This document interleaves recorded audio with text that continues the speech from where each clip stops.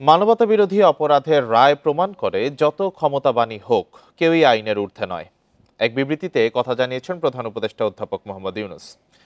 সোমবার রাতে press wing থেকে বিবৃতিটি গণমাধ্যমে পাঠানো হয়। সেখানে বলা হয়, সোমবারের রায় গণ অভ্যুত্থানে ক্ষতিগ্রস্ত হাজারো মানুষের পরিবারের জন্য গুরুত্বপূর্ণ। এতে ন্যায় বিচারের প্রতিফলন হয়েছে। প্রধান উপদেষ্টা আরও বলেন, বাংলাদেশ এখন বৈশ্বিক জবাবদিহির ধারায় পুনরায় যুক্ত হচ্ছে। পরিবর্তনের পক্ষে দাঁড়ানো শিক্ষার্থী ও নাগরিকরা এটি গভীরভাবে উপলব্ধি করেছিলেন এবং তাদের অনেকেই জীবন দিয়ে মূল্য দিয়েছেন। সামনের পথচলায় শুধু আইনি জবাবদিহি নয়, রাষ্ট্রীয় প্রতিষ্ঠান ও নাগরিকদের মধ্যে আস্থা পুনর্গঠনও জরুরি বলে জানান প্রধান উপদেষ্টা। মানবতাবিরোধী অপরাধের মামলায় মৃত্যুদণ্ডের রায়ে ন্যায় বিচার প্রতিষ্ঠিত হয়েছে বলে মন্তব্য করেছেন বিএনপির মহাসচিব মির্জা ফখরুল ইসলাম আলমগীর। সোমবার রাতে গুলশানে দলের স্থায়ী কমিটির বৈঠক শেষে তিনি এ মন্তব্য করেন। মির্জা ফখরুল বলেন, আইনের শাসন ও ন্যায় বিচার প্রতিষ্ঠায় বিএনপি সবসময় দৃঢ় প্রতিজ্ঞ। আরও বলেন, ছাত্র, শ্রমিক, নারী, শিশু সহ অসংখ্য মানুষের আত্মদানে ফ্যাসিবাদী ও দমনপীড়নমূলক আওয়ামী শাসনামলের অবসান ঘটে। জনগণের প্রত্যাশা ছিল পতিত স্বৈর শাসক ও তার সহযোগীদের মানবতাবিরোধী অপরাধের জন্য বিচারের মুখোমুখি করা, যা পূরণ হয়েছে। এ পরিস্থিতিতে জনগণকে সতর্ক থাকার আহ্বান জানান তিনি। অন্যান্য মামলায় অভিযুক্তদের ক্ষেত্রেও ন্যায় বিচার নিশ্চিত করার দাবি মির্জা ফখরুলের। আওয়ামী ফ্যাসিস্ট শেখ হাসিনা তার 2 দশরের বিরুদ্ধে রায় ঘোষিত হয়েছে। এই রায়ে ন্যায় বিচার প্রতিষ্ঠা হয়েছে। আইনের বিধান অনুযায়ী সর্বোচ্চ সাজা প্রদান করা হয়েছে ফ্যাসিস্ট শেখ হাসিনা তার দোসর সাবেক স্বরাষ্ট্রমন্ত্রী আসাদুজ্জামান কামালের। পুলিশের সাবেক আইজিপি চৌধুরী আব্দুল্লাহ মামুনকে বিচারিক প্রক্রিয়ায় সহযোগিতার কারণে প্রাপ্য সাজা কমিয়ে 5 বছর কারাদণ্ড প্রদান করা হয়েছে। শেখ হাসিনা ও আসাদুজ্জামান খানকে ফিরিয়ে দিতে শিগগিরই ভারতকে আনুষ্ঠানিক চিঠি পাঠাবে ঢাকা। পররাষ্ট্র উপদেষ্টা জানান, ভারতের প্রতিক্রিয়া দেখে পরবর্তী পদক্ষেপ নেওয়া হবে। সোমবার সন্ধ্যায় পররাষ্ট্র মন্ত্রণালয়ের ব্রিফিংয়ে তৌহিদ হোসেন এসব কথা বলেন। এদিকে ভারতের পররাষ্ট্র মন্ত্রণালয় বিবৃতিতে জানিয়েছে, শেখ হাসিনার বিরুদ্ধে নেওয়া সিদ্ধান্তটি তাদের নজরে এসেছে। জুলাই গণ অভ্যুত্থানের মুখে গত বছর 5 আগস্ট ভারতে আশ্রয় নেন শেখ হাসিনা। মানবতা বিরোধী অপরাধে তার বিরুদ্ধে বিচার শুরু হয় ট্রাইব্যুনালে। এরপর তাকে ফেরাতে ভারতকে চিঠি পাঠায় অন্তর্বর্তী সরকার, কিন্তু কোনো উত্তর দেয়নি দিল্লি। রায়ের পরপরই তাৎক্ষণিক প্রতিক্রিয়া জানাতে বিবৃতি দেয় পররাষ্ট্র মন্ত্রণালয়। সেখানে বলা হয়েছে, মানবতা বিরোধী অপরাধে দণ্ডপ্রাপ্ত ব্যক্তিদের আশ্রয় দিলে তা হবে ন্যায় বিচারের প্রতি অবজ্ঞা। এখানেই থেমে থাকছে না ঢাকা। শেখ হাসিনা ও আসাদুজ্জামান খানকে ফেরাতে আবারও আনুষ্ঠানিক চিঠি দেওয়া হচ্ছে। পররাষ্ট্র উপদেষ্টা বলেন, প্রত্যর্পণ চুক্তি অনুযায়ী দণ্ডপ্রাপ্তদের ফিরিয়ে দেয়া এখন ভারতের দায়িত্ব। কোনো জবাব আমরা পাইনি। এখন তো পরিস্থিতি অন্যরকম। বিচার প্রক্রিয়া সমাপ্ত হয়েছে, তাদেরকে শাস্তি দেওয়া হয়েছে এবং আপনারা দেখেছেন স্টেটমেন্ট যেটা, সেটা হলো যে তাদের সাথে তো আমাদের চুক্তি আছে এক্সট্রাডিশনের, কাজে সেই অনুযায়ী তার আওতায় আমরা তাদেরকে ফেরত চাই। তাকে ফেরত আনতে হবে, যেহেতু শাস্তি দিয়েছে কোর্ট, এবং সেই জন্য আমরা ভারতকে অফিসিয়ালি জানাবো। ভারত তাদের ফেরত পাঠাতে বাধ্য কিনা জানতে চাওয়া হয় উপদেষ্টার কাছে। জবাবে তিনি বলেন, আইনি ব্যাখ্যা দেবেন আইনজ্ঞরা, আর দিল্লির উত্তরের অপেক্ষা করবে ঢাকা। না, আমি এটা নিয়ে কোনো অ্যাসেস করবো না, এই কারণে যে আমি তো আইনের মানুষ নই। বিভিন্ন আইনি ফাঁক থাকে, সেই ফাঁক কীভাবে পূরণ করতে হয় সেটাও আইনজ্ঞ যারা তারাই বলতে পারবে। সরকারি পর্যায়ে আমার কিন্তু এই ধরনের স্পেকুলেট করার সুযোগও নেই, আসলে আমি করতে চাইও না। এদিকে 2 দিনের সফরে মঙ্গলবার দিল্লি যাচ্ছেন নিরাপত্তা উপদেষ্টা খলিলুর রহমান। তৌহিদ হোসেন বলেন, চাইলে শেখ হাসিনা ইস্যুতে ভারতের নিরাপত্তা উপদেষ্টা অজিত দোভালের সঙ্গে আলোচনা করতে পারেন তিনি। আমার যে কলিগ যাচ্ছেন তার যে এজেন্ডা, তার মধ্যে আমি হস্তক্ষেপ করতে চাই না। যদি প্রয়োজন মনে করা হয় উনি অবশ্যই তুলতে পারেন সেটা। আমরা আমাদের অফিসিয়াল চ্যানেলেই যাব। শেখ হাসিনার রায়ের পর বিবৃতি দিয়েছেন ভারতের পররাষ্ট্র মন্ত্রণালয়ের মুখপাত্র রণবীর জয়সওয়াল। এতে বলা হয়েছে, ঘনিষ্ঠ প্রতিবেশী হিসেবে বাংলাদেশের জনগণের স্বার্থের প্রতি প্রতিশ্রুতিবদ্ধ ভারত, যার মধ্যে রয়েছে শান্তি, গণতন্ত্র, অন্তর্ভুক্তি ও স্থিতিশীলতা। নাফিজাতুল্লাহ, ইন্ডিপেন্ডেন্ট নিউজ, ঢাকা। শেখ হাসিনার বিরুদ্ধে ট্রাইব্যুনালের রায়কে ভুক্তভোগীদের জন্য গুরুত্বপূর্ণ মুহূর্ত বলে জানিয়েছে জাতিসংঘের মানবাধিকার দপ্তর। হাইকমিশনার ভলকার তুর্ক আশা প্রকাশ করেছেন যে বাংলাদেশের সত্য উদ্ঘাটন এবং ন্যায় বিচারের সমন্বিত প্রক্রিয়ার মধ্য দিয়ে এগিয়ে যাবে যেন এমন মানবাধিকার লঙ্ঘন ও নির্যাতন আবার না ঘটে। ভলকার তুর্কের বক্তব্য উল্লেখ করে সোমবার জেনেভা থেকে এক বিবৃতিতে রায়ের প্রতিক্রিয়া জানান সংস্থার মুখপাত্র রাভিনা শামদাসানি। সেখানে বলা হয়, এ বিচার প্রক্রিয়ায় জাতিসংঘ সরাসরি যুক্ত ছিল না। তবে গত ফেব্রুয়ারিতে নিজেদের তথ্য উপাত্ত ভিত্তিক প্রতিবেদনের পর থেকে তারা আন্তর্জাতিক মান অনুযায়ী বিচারের আহ্বান জানিয়ে আসছে। ওই প্রতিবেদনে বলা হয়, জুলাই আন্দোলনে শিশুসহ 1400-র বেশি মানুষ নিহত হয়। তবে জাতিসংঘ যে কোনো পরিস্থিতিতে মৃত্যুদণ্ডের বিরোধিতা করে জানিয়ে বিবৃতিতে বলা হয়, ট্রাইব্যুনালের এই রায় নিয়েও উদ্বিগ্ন তারা। ধানমন্ডি 32 নম্বরের সর্বশেষ পরিস্থিতি নিয়ে জানাচ্ছেন সহকর্মী আদিলুর রহমান। আদিলুর রহমান, কালকে আমরা অনেক সংঘর্ষ দেখেছি এবং রাতভরও সংঘর্ষ বিক্ষোভ হয়েছে, তো আজকের পরিস্থিতি কি? আজকে তাদের কোনো কর্মসূচি আছে কিনা?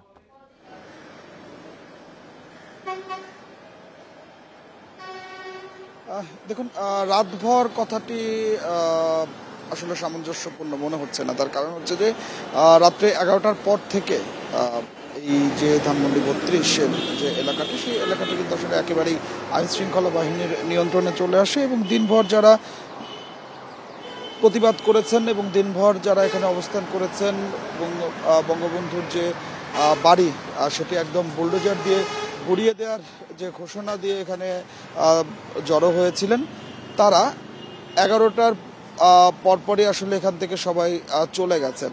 এরপর থেকে আমরা দেখতে পাচ্ছি যে এই জায়গাটি পুরোপুরি আইনশৃঙ্খলা বাহিনীর নিয়ন্ত্রণে রয়েছে। এখানে রাতভর নিরাপত্তার দায়িত্বে ছিলেন পুলিশ সদস্যরা, সেনাবাহিনীর সদস্যরা এবং বিজিবি সদস্যরা। আমরা আইনশৃঙ্খলা বাহিনীর সঙ্গে যখন আসলে কথা বলছিলাম, তারা যেটি বলছিলেন যে কোনো ধরনের অপ্রীতিকর পরিস্থিতি এড়ানোর জন্য তারা এখানে তৎপর রয়েছেন। কোনো ধরনের কোনো অপ্রীতিকর পরিস্থিতি এখানে ঘটতে দেবেন না। গতকালকে আপনি যেটি আসলে দেখেছেন যে শেখ হাসিনার রায়কে কেন্দ্র করে এই জায়গাটিতে বেশ আসলে দফায় দফায় সংঘর্ষ হয়েছে এবং রায় ঘোষণার পরে এখানে মিষ্টি বিতরণ হয়েছে এবং পরবর্তীতে আবারও এই বাড়িটি ভাঙার জন্য তারা জড়ো হয়েছিলেন, ছাত্র জনতারা জড়ো হয়েছিলেন। কিন্তু আইনশৃঙ্খলা বাহিনীর যে প্রতিরোধ, সেই প্রতিরোধের মুখে কিন্তু আসলে তারা সেটি করতে পারেননি। এরপরেও আসলে সামাজিক যোগাযোগ মাধ্যম সহ বিভিন্ন মাধ্যমে আসলে বারবার করে আসলে যেটি ঘোষণা দেওয়া হয়েছে এবং কালকে আমরা দেখেছি যে ঘোষণা দেওয়া হয়েছে যে এই বঙ্গবন্ধুর যে বাড়িটি সেটি ভেঙে এখানে একটি উন্মুক্ত খেলার মাঠ করে দেওয়া হবে নগরবাসীর জন্য, এমন ঘোষণাও আসলে দেওয়া হয়েছে এবং এখানে যারা ছাত্র জনতা যারা এসেছিলেন তারাও সেই কথাটি আসলে বারবার করে বলছিলেন। আমরা যেটি আসলে লক্ষ্য করতে পারছি যে এই মুহূর্তে আমরা সকাল থেকে এই ধানমন্ডি 32-এর আশেপাশে আসলে কাউকে আমরা দেখতে পাচ্ছি না। এখানে ব্যারিকেড দিয়ে আইনশৃঙ্খলা বাহিনীর সদস্যরা তারা এখানে দায়িত্ব পালন করছেন এবং সকালেও আইনশৃঙ্খলা বাহিনীর সদস্যদের সঙ্গে আমার কথা হয়েছে। তারা বলছেন যে আজকেও যদি আসলে গতকালকের মতো কোনো ধরনের কোনো পরিস্থিতি আসলে তৈরি হয়, সেটি মোকাবেলার জন্য এখানে সেনাবাহিনীর যথেষ্ট সদস্য রয়েছেন, পুলিশ সদস্য রয়েছেন এবং পাশাপাশি আসলে বিজিবি সদস্যরা রয়েছেন। আপনি জানেন যে ধানমন্ডি 32-এর যে সামনের যে সড়কটি, এই সড়কটি আসলে খুবই ব্যস্ততম সড়ক। এই সড়কে যারা চলাচল করেন তাদের নিরাপত্তা এবং তাদের যাতে আসলে চলাচলে কোনো ধরনের কোনো বিঘ্ন না ঘটে সে ব্যাপারেও আইনশৃঙ্খলা বাহিনীর সদস্যরা তৎপর রয়েছেন বলেও আমাদেরকে জানিয়েছে। তো আমার কাছে ধানমন্ডি 32 থেকে এটি ছিল এখনকার সবশেষ। ধানমন্ডি 32 নম্বর থেকে সেখানকার সর্বশেষ পরিস্থিতি জানাচ্ছিলেন সহকর্মী আদিলুর রহমান। শেখ হাসিনার মৃত্যুদণ্ডের রায় গুরুত্ব দিয়ে সংবাদ করেছে বিশ্বের প্রায় সব গুরুত্বপূর্ণ গণমাধ্যম। এর মধ্যে উল্লেখযোগ্য বার্তা সংস্থা Reuters, AFP, BBC, CNN, Al Jazeera, Guardian. এছাড়া রায় ঘোষণা সরাসরি সম্প্রচার করেছে রয়টার্স, বিবিসি, আল জাজিরা সহ কয়েকটি বিশ্ব গণমাধ্যম।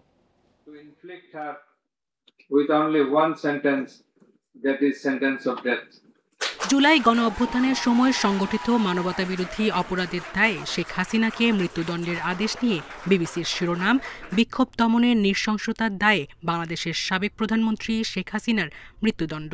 এতে বলা হয়, তাকে বাংলাদেশে ফেরত পাঠাতে ভারতের উপর চাপ বাড়লেও সেই সম্ভাবনা কম। শেখ হাসিনার রায়ের খবর গুরুত্ব দিয়ে প্রচার করেছে সিএনএন, বার্তা সংস্থা রয়টার্স, এএফপি, আল জাজিরা। সিএনএনের শিরোনাম, মানবতা বিরোধী অপরাধের দায়ে বাংলাদেশের ক্ষমতাচ্যুত নেত্রী শেখ হাসিনার মৃত্যুদণ্ড। রয়টার্সের প্রতিবেদনে রায়ের পর আদালত চত্বরে আনন্দ ছড়িয়ে পড়ার কথা জানায়। রায়কে কেন্দ্র করে নতুন অস্থিরতা ছড়িয়ে পড়তে পারে বলেও আশঙ্কা জানায় বার্তা সংস্থাটি। আল জাজিরার খবরের শিরোনাম, মানবতা বিরোধী অপরাধের দায়ে বাংলাদেশের হাসিনার মৃত্যুদণ্ড। এতে বলা হয়েছে, ছাত্রদের বিক্ষোভের উপর সরকারের সহিংস দমনপীড়নের জন্য মানবতা বিরোধী অপরাধের দায়ে শেখ হাসিনাকে মৃত্যুদণ্ড দিয়েছে আদালত। তার বিরুদ্ধে অভিযোগগুলোর বিস্তারিত তুলে ধরেছে আল জাজিরা। এছাড়া প্যারিস ভিত্তিক বার্তা সংস্থা এএফপির প্রতিবেদনে হাসিনাকে দোষী সাব্যস্ত করে টেলিভিশনে সরাসরি সম্প্রচারিত রায়ের বিভিন্ন অংশ তুলে ধরা হয়েছে। শেখ হাসিনার রায়ের খবর ফলাভাবে প্রচার করেছে the Guardian, Deutsche Welle, AP, Dawn, Geo News, NDTV, Times of India, Hindustan Times ও রুশ গণমাধ্যম আরটি। নেপালের কাঠমান্ডু পোস্ট, শ্রীলঙ্কার ডেইলি মিরর সহ প্রতিবেশী দেশের প্রায় সব গণমাধ্যমেই শেখ হাসিনার মৃত্যুদণ্ডের খবর গুরুত্ব পেয়েছে। সায়রা খান, ইন্ডিপেন্ডেন্ট নিউজ। নির্বাচনে দায়িত্ব পালনের প্রশিক্ষণ পেয়েছেন পুলিশের 48,000 সদস্য। বাকি 1 লাখ সদস্যের প্রশিক্ষণ আগামী 15 জানুয়ারির মধ্যে শেষ হবে, জানিয়েছে পুলিশ সদর দপ্তর। কর্মকর্তারা বলছেন, সুষ্ঠু ভোট নিশ্চিতে পুলিশ বাহিনী তৎপর থাকলেও সহিংসতা রোধের দায়িত্ব এককভাবে শুধু বাহিনীর উপর বর্তায় না। আর বিশ্লেষকরা বলছেন, প্রশিক্ষণে পুলিশের মনস্তাত্ত্বিক দিকটিতে বেশি গুরুত্ব দেওয়া প্রয়োজন। আগামী জাতীয় সংসদ নির্বাচনের নিরাপত্তায় মাঠে থাকবেন পুলিশের প্রায় 1.5 লাখ সদস্য। এই লক্ষ্যে প্রথমবারের মতো প্রাতিষ্ঠানিক প্রশিক্ষণের ব্যবস্থা করেছে বাংলাদেশ পুলিশ। ইতিমধ্যে প্রশিক্ষণ পেয়েছেন 48,000 সদস্য। 24-এর অভ্যুত্থান ঘিরে পুলিশের মনোবল অনেকটা ভেঙে পড়ায় আগামী নির্বাচনে বাহিনীর সক্ষমতা নিয়ে প্রশ্ন উঠেছিল। পুলিশ সদস্যদের দক্ষতা ও সক্ষমতা বাড়াতেই এই নির্বাচনী প্রশিক্ষণ চলছে, জানালো পুলিশ সদর দপ্তর। পুলিশ সদস্যদের তো নিরাপত্তা প্রশিক্ষণ সবসময়ের মধ্যে থাকে, কিন্তু এইবার আলাদা করে হচ্ছে গিয়ে নির্বাচনকে সামনে রেখে, যেহেতু একটা জনগণের মধ্যে একটা অনেক আকাঙ্ক্ষিত নির্বাচন, তো এই জিনিসটাকে মাথায় রেখে তারপর হচ্ছে গিয়ে প্রশিক্ষণে আসলে কোনো বিকল্প নেই। নির্বাচনের মাঠে 1.5 লাখ পুলিশ ছাড়াও সেনা, আনসার, নির্বাচনী কর্মকর্তা সহ মোট 16 লাখ সদস্য বিভিন্ন দায়িত্বে নিয়োজিত থাকবেন। তাই নির্বাচন ভালো বা খারাপ হওয়া শুধুমাত্র পুলিশ বাহিনীর উপর নির্ভর করবে না, বলেন কর্মকর্তা। আমরা ডেটা বিশ্লেষণ করে দেখছি 9%-এর বেশি রেসপন্সিবিলিটি আমাদের না, কারণ 16 লক্ষ লোক ডিপ্লয় থাকে, সেখানে মাত্র 1,48,000 পুলিশ সদস্য সেখানে কাজ করে। তো 1,48,000-কে যদি আপনি পুরো নির্বাচনী দায়ভার দিয়ে দেন, তাহলে জিনিসটা হচ্ছে কি আমার মনে হয় না এটা ঠিক হবে। ভোটের পরিবেশ সুষ্ঠু রাখতে আইন শৃঙ্খলা বাহিনীর পাশাপাশি রাজনৈতিক দলগুলোকেও সহিংসতা পরিহারের আহ্বান বিশ্লেষকদের। পাশাপাশি পুলিশ সদস্যরা যাতে রাজনৈতিক দলের প্রতি আনুগত্য না দেখিয়ে পেশাদারি আচরণ করে, সেই পরামর্শ তাদের। পুলিশকে দলীয়করণের মাধ্যমে তার প্রফেশনালিজমটাকে, তার মধ্যে যে পেশাদারিত্ব, এই পেশাদারিত্বটাকে ক্ষতিগ্রস্ত করা হয়েছে। এখন পুলিশকে সম্পূর্ণ পেশাদারিত্বের জায়গায় ফিরিয়ে আনতে হলে এই ট্রেনিংটা হচ্ছে তার একটা বড় সুযোগ। পুলিশের প্রশিক্ষণের ওপর ট্রেনিং অফ ট্রেনার্স কোর্স অনুষ্ঠিত হয় 31 আগস্ট থেকে 2 সেপ্টেম্বর, আর সদস্যদের মূল প্রশিক্ষণ কার্যক্রম শুরু হয় 7 সেপ্টেম্বর।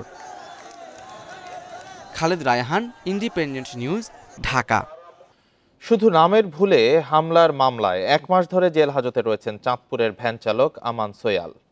মূল আসামি জেলা ছাত্রলীগের সহসভাপতি আমান আওয়ামী লীগ সরকারের পতনের পর থেকে পলাতক।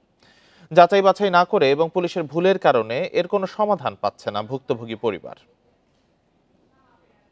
চাঁদপুর শহরের দর্জিঘাট এলাকার মোল্লাবাড়িতে পরিবার নিয়ে ভাড়া বাসায় থাকেন ভ্যান চালক আমান সোয়াল। গত 20 অক্টোবর রাতে তাকে ধরে নিয়ে যায় পুলিশ। থানায় গিয়ে পরিবারের সদস্যরা জানতে পারেন জেলা বিএনপির সভাপতি শেখ ফরিদ আহমেদের বাসভবন ভাঙচুর ও লুটপাটের মামলার আসামি আমান। কিছন মিলে না দেখে ওরা ভোটার টিকিট নিয়ে তারপরে না উনিকে এইভাবে কষ্ট দিতেছেন। আজকে আমার স্বামী জেলখানা অসুস্থ। খোঁজ নিয়ে জানা যায় শহরের হাজীবাড়ির আমানুল্লাহ আমান ওই মামলার 185 নম্বর আসামি। তার বাবার নাম আব্দুর রশিদ হলেও আমান সোয়ালের বাবার নাম মান্নান সোয়াল। মূল আসামির ঠিকানায় গিয়ে তার পরিচয় পাওয়া যায়। তবে 2024-এর 5 আগস্টের পর থেকে পলাতক তিনি। আমান তো ভিতরে আব্দুর রশিদ নিজি ওই তো 5 আগস্টের পর তো সইরা রয়েছে ডরে ভয়। যাচাই বাছাই ছাড়া নিরপরাধ কোনো ব্যক্তিকে গ্রেপ্তার গ্রহণযোগ্য নয়। এটিকে দায়িত্বে অবহেলা ও মানবাধিকার লঙ্ঘন বলছেন আইনজীবীরা। ভুলক্রমে তাকে অ্যারেস্ট করেও থাকে, তাহলে তাকে দ্রুত কোর্টের মাধ্যমে তাকে অর্থাৎ জামিন দেওয়া খুব জরুরি, এটা নাহলে মানবাধিকার লঙ্ঘন। মামলার তদন্ত কর্মকর্তা জানান, মূল আসামির পরিবর্তে নিরপরাধকেও গ্রেপ্তার হয়ে থাকলে পুনঃতদন্ত করে নেওয়া হবে আইনি পদক্ষেপ। প্রকৃত ব্যক্তি না হন তাহলে অবশ্যই আমরা এই বিষয়টা তদন্তকালে বিবেচনা করব, এবং এই নামে যদি অন্য কেউ থেকে থাকে সেটাও আমরা তদন্ত করে অনুসন্ধান করে পরবর্তী কার্যক্রম গ্রহণ। আসামি শনাক্তে কারো গাফিলতির প্রমাণ পেলে ব্যবস্থা নেওয়ার কথা জানিয়েছেন অতিরিক্ত পুলিশ সুপার। কারো কোনো এই ধরনের অভিযোগ থাকে বা এই ধরনের কিছু থাকে, যদি আমাদের কাছে আবেদন করে আমরা প্রয়োজনীয় তদন্ত সাপেক্ষে ব্যবস্থা গ্রহণ করব। যদি পুলিশ সদস্য কেউ এরকম অনিয়মের সাথে জড়িত থাকে তাদের বিরুদ্ধে ব্যবস্থা গ্রহণ করা হবে।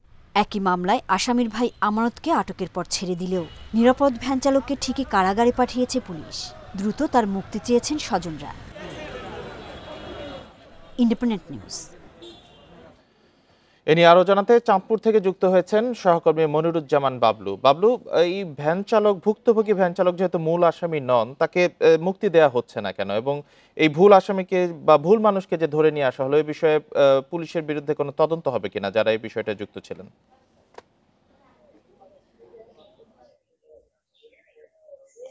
আমি এই মুহূর্তে রয়েছি ভ্যান চালক আমানের একেবারে যেখানে বসবাস করছেন, সে যে বাসায় বসবাস করছেন, আমি সেখানে রয়েছি। আমার পিছনে তার এই ছোট্ট কক্ষটি রয়েছে, সেখানে সে তার পরিবার, এক সন্তান, এক স্ত্রী, এক ছেলে এবং এক মেয়ে নিয়ে বসবাস করছেন। আমি আজকে সকালে আসার পর এই পর্যন্ত তার স্ত্রী দেখা পাইনি। সে অন্যের বাড়িতে কাজ করতে গিয়েছেন। মানে স্বামী ভ্যান চালক আমান গ্রেপ্তারের পর থেকে কিন্তু স্ত্রী মানুষের বাসা বাড়িতে কাজ করে এই সন্তানদের আহার যোগানোর কাজ করছেন। এইদিকে মামলার যে দেওয়ার পুলিশ যখন তাকে ধরে নিয়ে যায় 20 অক্টোবর, তখন কিন্তু পুলিশের কাছে জানতে চেয়েছিল কোন মামলা গ্রেপ্তার করেছে। পুলিশ কিন্তু রাতে তাদেরকে কোনো কিছু না বলেই কিন্তু থানায় নিয়ে যায়, এবং পরদিন সকালে যখন ভোটার আইডি কার্ড নিয়ে যাওয়া হয় পরিজনরা, তখন কিন্তু পুলিশ বলছেন যে জেলা বিএনপির যে সভাপতি রয়েছেন শেখ ফরিদ আহমেদ মানিক, তার বাড়ি বাংচুর, বসত বাড়ি বাংচুরের এবং হামলা লুটপাটের যে মামলা হয়েছে, সেই মামলার আসামি হিসেবে তাকে দেওয়া হয়েছে। মামলার এজাহারে আমরা দেখেছি 185 নম্বর আসামিতে আমান পিতা আব্দুর রশিদ রয়েছে, কিন্তু সেই 185 নম্বর আসামির বলি হলেন কিন্তু এই ভ্যান চালক আমান। এই ভ্যান চালক আমানের পিতার নাম হলো মান্নান সোয়াল, কিন্তু প্রকৃত আসামির বাবার নাম হলো আব্দুর রশিদ।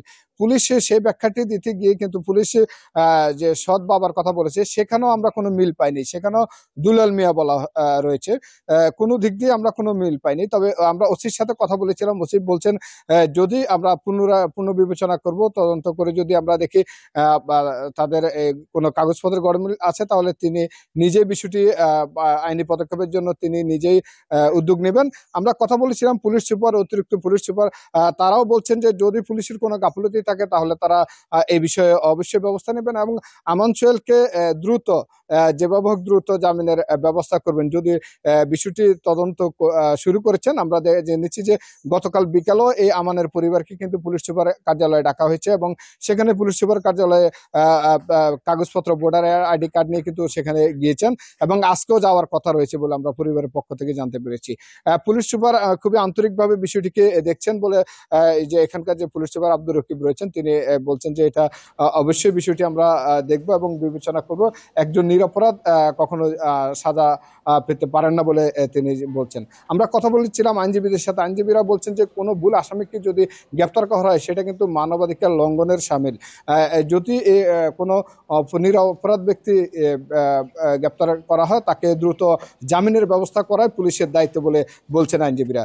চাঁদপুরের এই দর্জিঘাট মোল্লাবাড়ি থেকে আমার কাছে এই ছিল সর্বশেষ।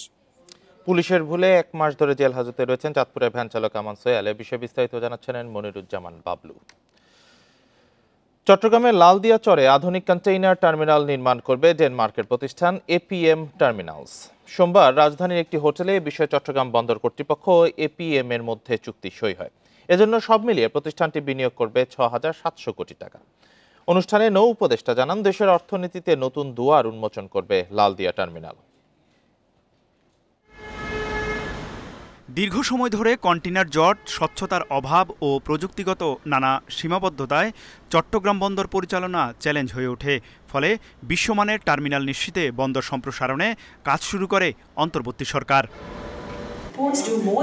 সংকট নিরসনে ৩০ বছরের জন্য চট্টগ্রামের লালদিয়া চরে নতুন টার্মিনাল নির্মাণ করতে ডেনমার্কের প্রতিষ্ঠান এপিএম টার্মিনালসের সঙ্গে চুক্তি সই করে সরকার। নির্মাণকালে সব মিলিয়ে প্রায় ৬,৭০০ কোটি টাকা বিনিয়োগ করবে প্রতিষ্ঠানটি। চুক্তির আওতায় বাংলাদেশকে প্রত্যেকটি কন্টেইনারের জন্য একটি নির্দিষ্ট ফি দিতে হবে। অপারেটর চুক্তি ভঙ্গ করলে বন্দর কর্তৃপক্ষ বিকল্প ব্যবস্থাপনায় উদ্যোগ নিতে পারবে। এই চুক্তির ফলে চট্টগ্রামে কন্টেইনার হ্যান্ডলিং কার্যক্রম আরও সহজ হবে, যা অর্থনৈতিক স্থিতিশীলতায় বড় ভূমিকা রাখবে বলে আমি আশা করি। এই চুক্তির মধ্য দিয়ে অর্থনীতিতে নতুন মাত্রা যোগ হলো। এছাড়া আগামী ৪ বছরে ৪টি নৌবন্দর, একটি বিমানবন্দর যাত্রা শুরু করবে, যা বাংলাদেশকে ম্যানুফ্যাকচারিং হাব হিসেবে তৈরি করতে সাহায্য করবে। দ্রুততার সঙ্গে চুক্তি সই নিয়ে নানা সমালোচনার জবাবে নৌ উপদেষ্টা জানান, এ নিয়ে কোনো শঙ্কা নয়, বরং অর্থনৈতিক উন্নয়নের স্বার্থেই যাবতীয় পদক্ষেপ নেওয়া হয়েছে। $550 মিলিয়ন ইনভেস্টমেন্ট ৩ বছরে, এবং এটা আমাদের জন্য নয়। আমরা passing phase of this country, we are passing generation. আমাদের দেশে দক্ষ জনশক্তি আছে, এই জনশক্তি আমরা আমাদের দেশে ইউজ করতে চাই। আমি আশা করব যাদের বিরুদ্ধে সন্দেহ আছে, আজকে থেকে সেই সন্দেহ দূর হবে যে এটা দেশের জন্য। এদিকে বিকেলে আলাদা অনুষ্ঠানে পানগাঁও নৌ টার্মিনাল ২২ বছর মেয়াদে পরিচালনার জন্য সুইজারল্যান্ডের প্রতিষ্ঠান ম্যাডলক এর সঙ্গে চুক্তি সই করে সরকার। তৌহিদ রানা, ইন্ডিপেন্ডেন্ট নিউজ, ঢাকা। দালালের প্রলোভনে অবৈধ পথে ইউরোপ যাবার চেষ্টায় দুর্বিপাকে পড়েন সুনামগঞ্জের অনেক তরুণ। ছোট নৌকায় সাগর পাড়ি দিতে গিয়ে মারা যান বেশ কয়েকজন। অনেকেই মাসের পর মাস আটক ছিলেন লিবিয়ার কারাগারে। দেশে ফিরে সেসব দুঃসহ সময় আর নির্যাতনের বর্ণনা দেন ভুক্তভোগীরা। বছর ২ আগে ইউরোপে যাওয়ার আশায় দালালকে ১০ লাখ টাকা দেন সুনামগঞ্জের গৌরারং ইউনিয়নের ভাটি সাফেলা গ্রামের হুমায়ুন। লিবিয়া থেকে যাত্রা করে ভূমধ্যসাগরের নৌকাডুবিতে নিখোঁজ হন তিনি। দালালরা জানান হুমায়ুনের মৃত্যু হয়েছে, তবে পরিবার এখনো অপেক্ষায়। একটা বোটও ৩০-৩৫ জন দিয়া ছাড়ছিল, পরে ৭-৮ জনরে উদ্ধার করছে, বাকিটা উদ্ধার করতে পারছে না। পরে তো এই বাকি জনের মাঝে আমার ভাইও আছিল। দালালের ফাঁদে পড়ে একইভাবে লিবিয়া যান ওই গ্রামের মোট ১১ তরুণ। তবে সবাই সর্বশান্ত হয়ে দেশে ফেরেন। জনপ্রতি ৬ থেকে ৭ লাখ টাকা চুক্তিতে লুৎফুর নামের এক দালালের মাধ্যমে লিবিয়া পৌঁছান তারা। এরপর মাসের পর মাস আটকে রাখা হয় একটি ঘরে। মুক্তিপণ দাবি করে চলে নির্মম নির্যাতন। রিমান্ডের উপরে রাখছে যে রাবার 5 আছে না, 5 দিয়ে 12 ঘন্টা মারছে। পরে আমার মামা একজন ফ্রান্স থাকতেন বেটায় আমার বাদে টাকা দেওয়ার পরে ছুটাইছেন। আমি মাফিয়ারা তো টোটালি 3 বার পড়ছি আর জেল কাটছি 3 বার। বুটো তুলটা দিছে, ঠিক আছে, ভাঙ্গা বুটো দিছে। কত সময় শরীরে বুট নষ্ট হয়ে গেছে, পরে আমরার সাথে একজন মারা গেছে। সর্বমোট আমার 14 লাখ টাকা ক্ষতিগ্রস্ত। তো এই ফাতে আমি গিয়া কোনো লাভবান হয়েছে পারছি না, বরং আমার লাইফ নষ্ট, বরং আমার ফ্যামিলি সবারই লাইফ নষ্ট। হাওড় অঞ্চলে কাজের সুযোগ কম থাকায় নানা অবৈধ পথে বিদেশে যাচ্ছেন তরুণরা। সচেতনতা তৈরির পাশাপাশি দালাল চক্রের বিরুদ্ধে বিভিন্ন ব্যবস্থার কথা জানান জেলা প্রশাসক। কর্মসংস্থানের সুযোগ না থাকায় এই ধরনের অবৈধ অভিবাসনে লোকজন উৎসাহিত হচ্ছে। এছাড়া এই উৎসাহিতকরণের পিছনে লোকজনের প্ররোচনা এবং প্রলোভনও আছে। আমরা এই বিষয়ে কাজ করছি। দালাল চক্রের ফাঁদে পড়ে লিবিয়ায় কারাবাসের পর দেশে ফিরেছেন সুনামগঞ্জের ২ শতাধিক তরুণ। Independent news. ভাগ্যবদলের আশায় দালালদের ফাঁদে পড়ে অবৈধ পথে ইউরোপ পাড়ি জমাতে গিয়ে সর্বস্ব হারাচ্ছে অনেক যুবক। মুক্তিপণের দাবিতে চলে নির্মম নির্যাতন। এ বিষয়ে আরো জানাতে মাদারীপুর থেকে যুক্ত হয়েছেন সহকর্মী রিপন চন্দ্র মল্লিক। রিপন, দালালদের খপ্পরে পড়ে বা ফাঁদে পড়ে সর্বস্ব হারিয়েছেন বা বিপদগ্রস্ত হয়েছেন এমন মানুষের তথ্য আপনার কাছে আছে কিনা? আর এত কিছুর পরেও তারা কেন এই প্রলোভনে পড়ছেন?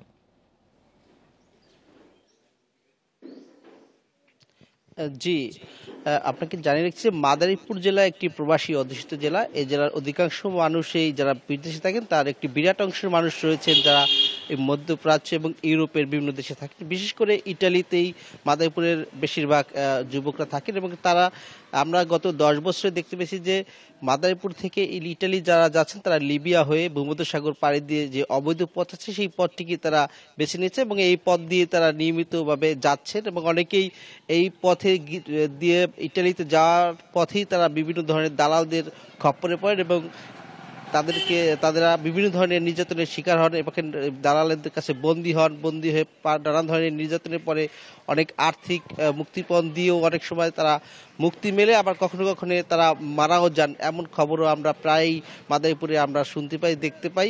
এমন পরিস্থিতি হলো তারপরে কিন্তু মাদারীপুর থেকে বিদেশে যাওয়া অর্থাৎ অবৈধ পথে ইটালি যাওয়ার যে প্রবণতা সেটি আসলে বন্ধ করা যায়নি। আমরা কথা বলেছিলাম মাদারীপুরের বিভিন্ন ধরনের সামাজিক নেতৃবৃন্দ এবং এই স্থানীয় পর্যায়ে যে সকল বেসরকারি এনজিও রয়েছে, মানবাধিকার নিয়ে যেসব এনজিও কাজ করে তাদের সাথে কথা বলেছি। তারা আসলে যেটি আমাদেরকে জানিয়েছে এই যে বিদেশে যাওয়া অবৈধ পথে ইটালি লিবিয়া হয়ে এটি আসলে জনসচেতনতা তৈরি করার জন্য তারা কাজ করছেন বিভিন্নভাবে।